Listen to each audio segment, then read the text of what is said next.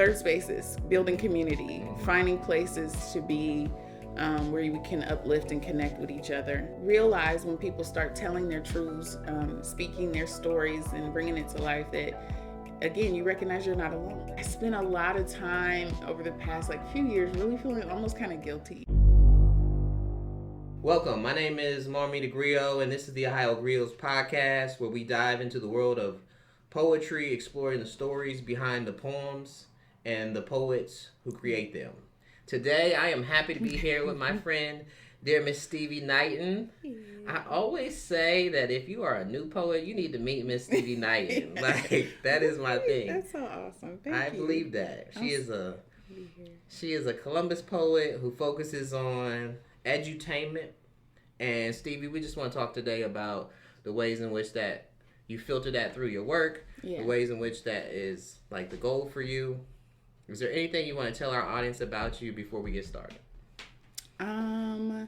Gosh, I just sending big love to you, to the Columbus poetry community, to all the writers out here performing, getting to it. We have an extremely diverse and really beautiful poet community. I've been a part of this community since I was 16. Left, came back, had kids, got married, got divorced, all of that, and yet the poetry community is still here. You know what I mean? So I'm just grateful. So happy to be a part, happy to represent, and happy to be considered a griot. Yeah, that's pretty dope. You are so absolutely a griot. Absolutely. Awesome. I've experienced your work. We ran shows together. We participated on shows together. Dallas at Milo, which shout out to Terry and Melissa at the Dallas at Milo. Yes. So your work bridges or blends education and entertainment because you are so smart and so funny, right? I know I know a little bit about a lot of things, and I try to spread that knowledge, and I hope that I'm entertaining and fun and funny. But yeah, edutainment is not necessarily a new concept. It's not something I, invented or anything like that. I think I grew up in this time. I remember when TLC used to actually have educational TV shows. Bravo used to have high art and different things like that. So I've always been into edutainment. I want to be entertained, but it was always interesting to learn something new about myself or other people, or especially creativity. And the more that I read, the more educated I became. I went to Fisk University, which is HBCU. All right, shout out HBCU. Yes, shout out to by all means. So all the HBCUs, especially Fisk. But I was the more that I understood, the more that I wanted to share. And so I'm one of the easiest ways and the best ways for me to share anything is through poetry. Right. So I'm if I learn something, or if I'm feeling passionate about something, then this has to be my vehicle to deliver what it is that needs to be said. Because it's usually something that I feel deeply or passionate about, and I feel oh no, we need to know this. Okay. This needs to be shared. What are you feeling deeply and passionate about right now? Oh man, there's a couple of things I'm feeling deeply and passionate about. One of the things we've talked about before is, and I've even talked to Geoff about, is third spaces, building community, finding places to be where we can uplift and connect with each other, and how important that is, especially right now in this political climate with things being uncertain. But honestly, I've been feeling encouraged too. So I'm feeling passionate, but in a good way, because what I've really been remembering is how we've always gotten over, so to speak, how, really my ancestors prepared me for a time such as this type of thing. And it's made me feel a lot of gratitude. And then I'm also really feeling passionate about mental health right now. Seriously, there's a lot going on in my personal life that's impacting the mental health of people I care deeply for. And it's just one of those situations where we think we're alone in how we're feeling and the overwhelm that we're feeling, but it's you're not alone, and it's intentional, a lot of it. So just remembering that, you know, we are together, we're in this together, we get through this together, I think is just like probably at the top of my list right now. Yeah. No, I love that about you because like you're like one of the artists in the city. I'm like, Miss Stevie calling a meeting. We need to be at the meeting. Like we about to talk. We about to deal with something. Like, you know, and I think, you know, it's important. It just comes with the identity of a Black artist, right? We can never escape the activism of it, and I think the fact that it's always so present with you is one of the things I appreciate. So this is the portion where we just like you share a poem with us. So we have talked about your work and what you aspire to do and the kind of work that you've been doing. So show us. Absolutely. So I'm actually working on a new album, and I've had a book that I've been working on for years and years and years and years that I've really struggled to push out. And at one point I was like, I need to stop fighting this. You know, like, I don't know. I think I was connecting my, you know, success or my ability to share what I felt needed to be shared to, you know, having all of the markers of like a real poet. Right. What are those markers?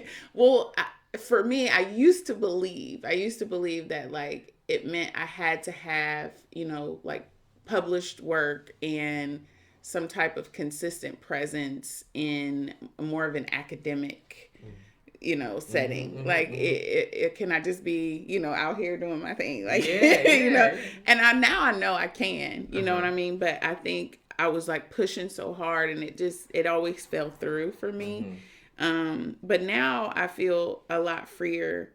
I don't know. I feel a lot freer to just keep going. So this is something I think is indicative of where my work is and kind of where I'm going. And it's just called Getting to the Other Side. Getting to the other side requires digging into the soil of it, lifting piles of dust in gripped hands, sand slipping through fingers, running on like time, lifting broken earth to the heavens, as a testament, an offering, and blessing, and mix in spit and sweat and tears, there will be bloodletting, bubbling on the surface, blending clay into red, little specks floating across the surface, still refusing to intermingle, being either guided in or left behind. Beyond the film as weak boundary, between here and the elusive then, molding and kneading and reframing and placing brick and mortar between never and now, building up, brimming over, getting over to the other side.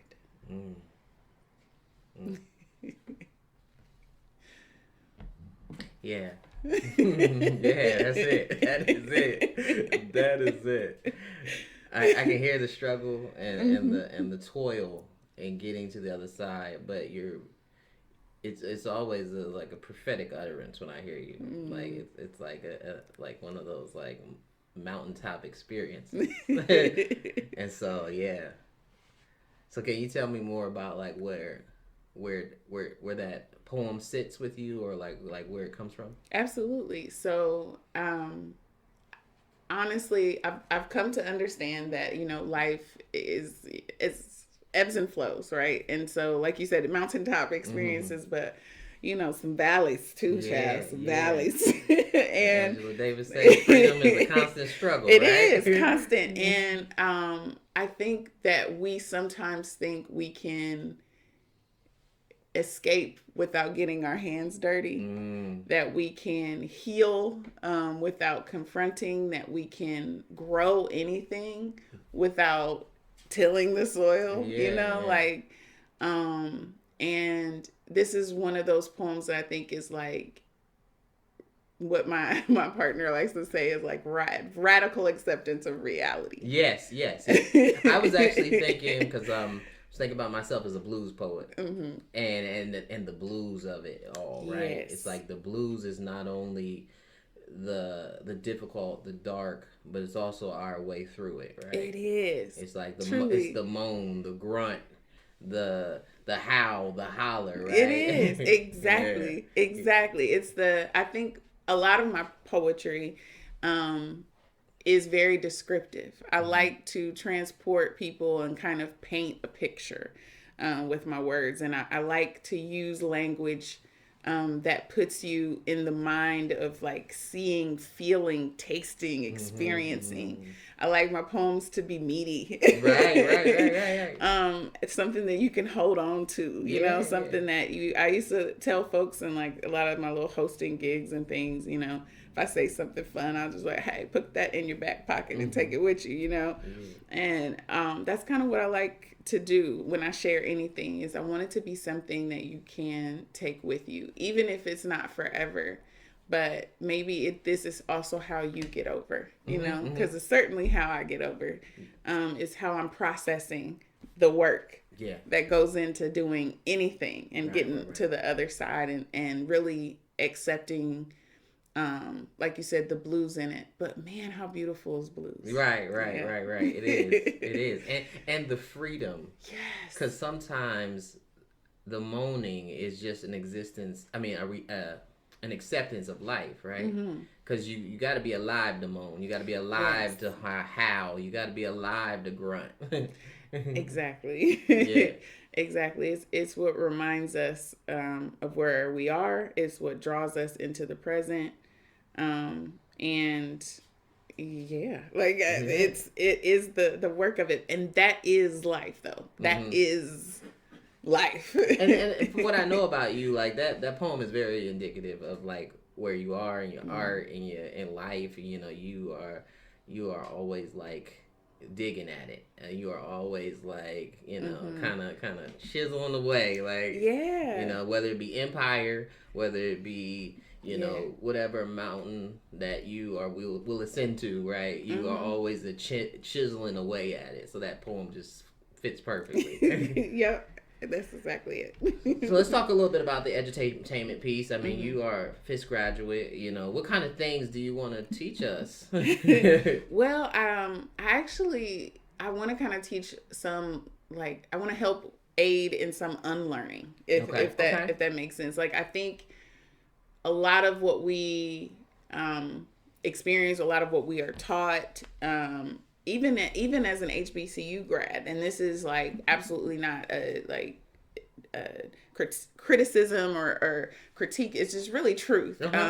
They are doing two things in that education. You are getting this beautiful experience that is like no other, in that you are engaging with people who look like you and have similar goals and mindsets, yet still come from so many different backgrounds and, you know, ideologies and all of that. So you're still getting that collegiate experience of meeting all these strangers and being immersed in different thought, you know, but at the same time, they are preparing you for the world and experiencing the world and navigating the world as a Black person. Right.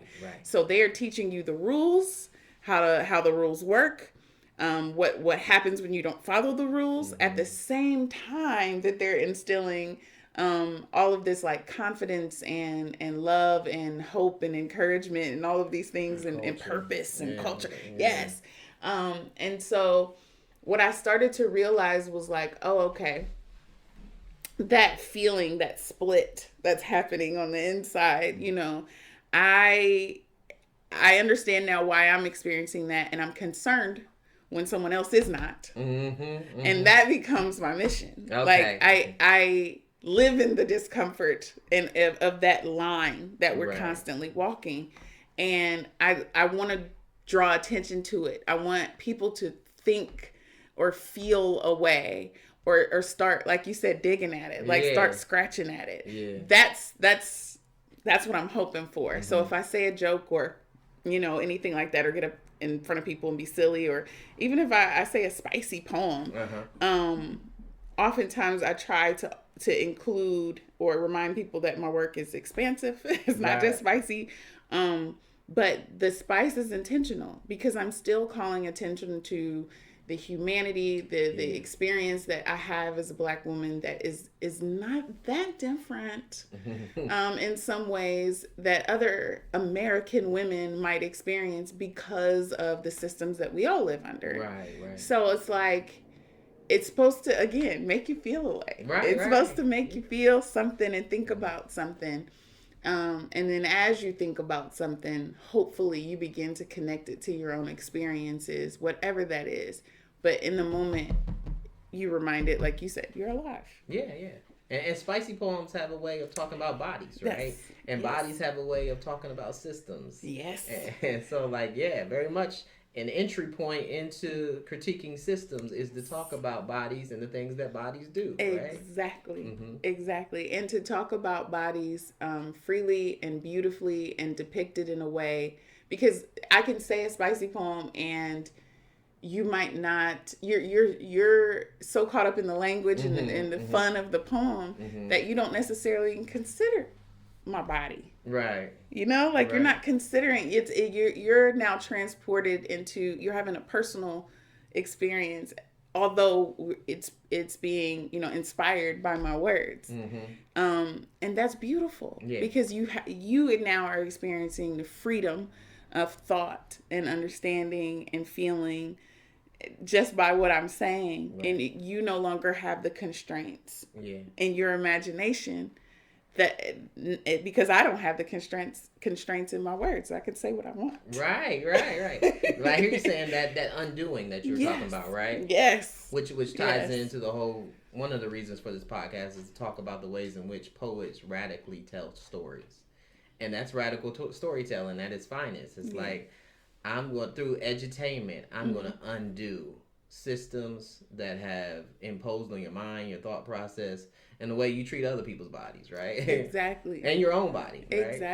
Exactly. And I also like, I like poetry as a vehicle to connect people, because you realize when people start telling their truths, speaking their stories and bringing it to life, that, again, you recognize you're not alone, that there's an experience that you've had or are having that someone else has, and them speaking up makes you brave enough to continue to go through it, or recognize that you yourself have also lived through it, and it helps you to better to really understand where you are in life. It almost like serves as like a mile marker, you know, really. A lot of my poems do that for me. It's like, oh, this is a snapshot, you know, like poets are true artists, like the same way, you know, a painting captures a particular mood, or time period. Our poetry does the same exact thing.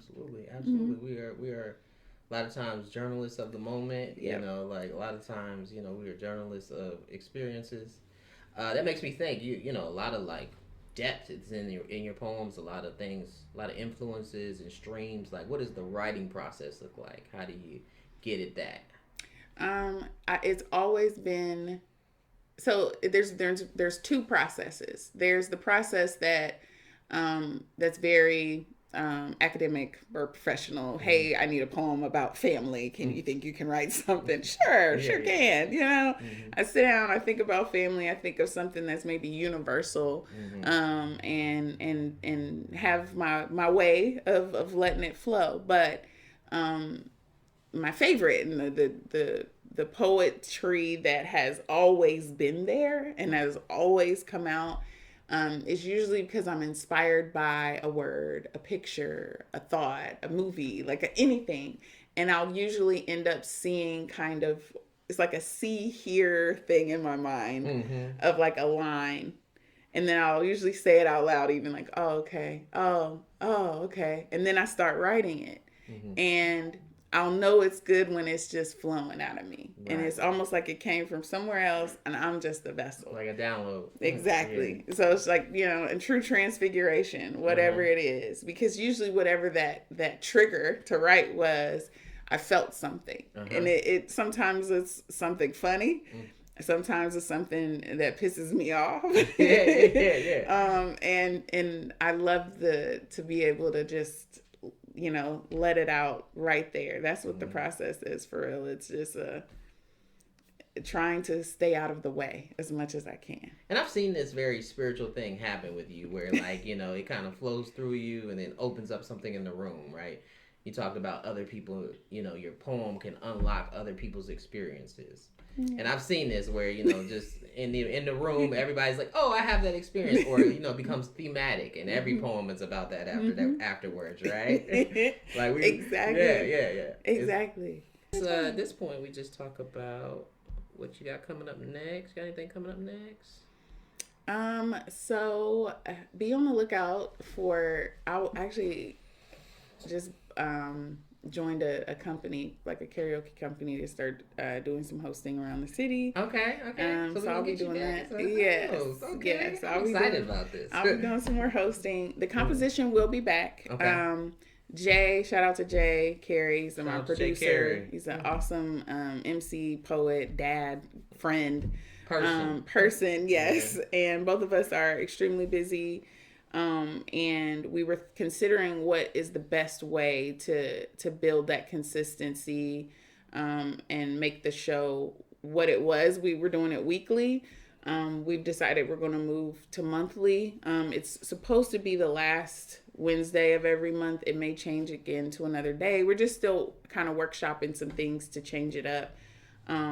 We just want to create better accessibility. Right. And again, it's important that we're building community. And so, yeah, there's a few other like shows and things like that I've been asked to do that I don't think I'm ready to announce just yet. Okay. That's fair. But I think 2026 is going to be my year. I'm really looking forward to the projects that I have coming out for sure. And you know, you talked about the earlier book and stuff. Is that part of that 2026 stuff, or? Yes. There's a lot more stability in my life, a lot more focus. I've let a lot go. Things that I was like caught up in that were tripping me up.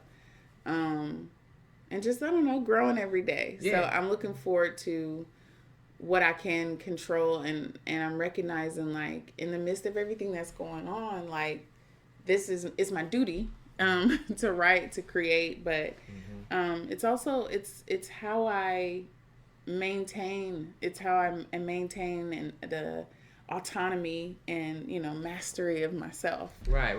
Can you talk a little bit about that? Sure. Like I think I have spent a lot of time, like, I'm 41, I'll be 42 in January. And so I spent a lot of time over the past like few years really feeling almost kind of guilty. Like, oh man, I didn't, you know, do this or that yet, or man, maybe I wasted my time, you know, trying to do this, or, you know, trying to be whatever version of myself I thought I needed to be to achieve success. And finally just cut myself a whole lot of slack. And I mean, we've had these conversations at the Dallas and everything.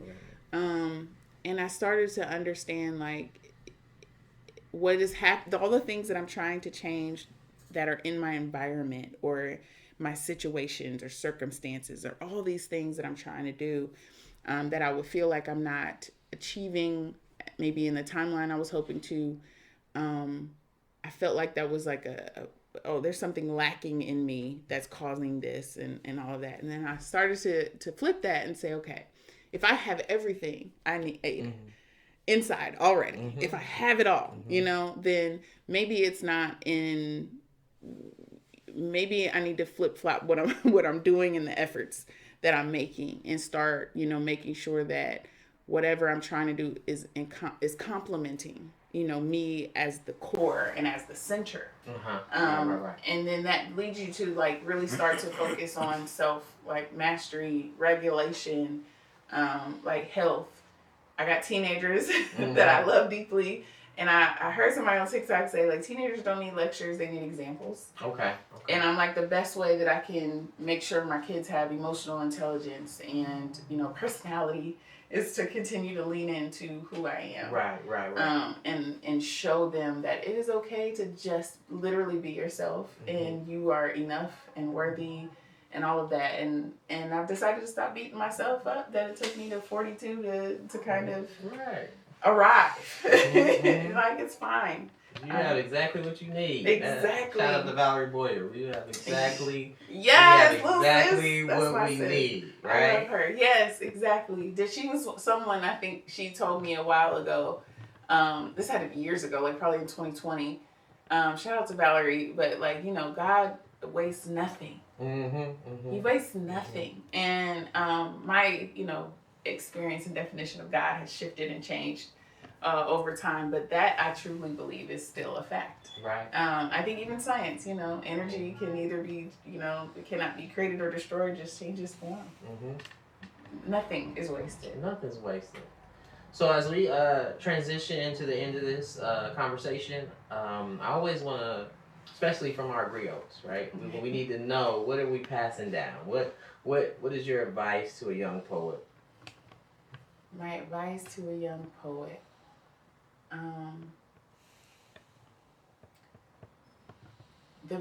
Your perspective, your voice, your writing, like the poetry is that it's you saying it, doing it, getting it down, getting it out. So it could be, you know, it being good or bad is subjective. Right. The poetry is in the work. So don't be afraid to do the work of a poet. Don't be afraid to write raw thoughts at the top of a page and let it flow and see what comes out. Don't be afraid to revisit and rework and change and all of that and stretch yourself. But give yourself a whole lot of grace and allow yourself to blossom and bloom as an artist, because you deserve it. Experience every part of your artistic self. You encapsulate something I say all the time: the art is life, and it's like the life and the artist are always simultaneously moving and growing and evolving at the same time.